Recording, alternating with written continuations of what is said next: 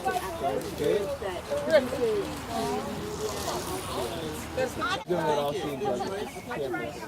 are the swag shop. We're known as that.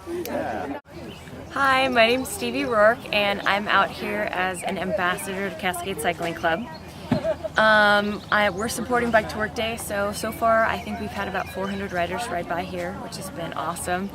And we've got snacks and drinks, and we've got a station set up for people to get their bikes tuned if they want. It's National Bike to Work Day, so all over the nation people are riding their bikes. And we're super lucky because it's beautiful today, which, as we know, in May in Washington, it's kind of hit or miss. My name is Francois Borianic, and I've been riding to work about, this is my 4th year, and every year I set higher mileage goals, and that keeps me getting on the bike. I started riding to get to work.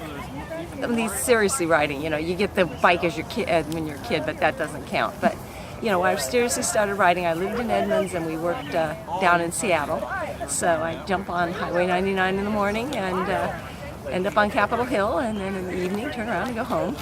What's the hardest part about riding your bike to work? Getting up early enough to make the morning meetings.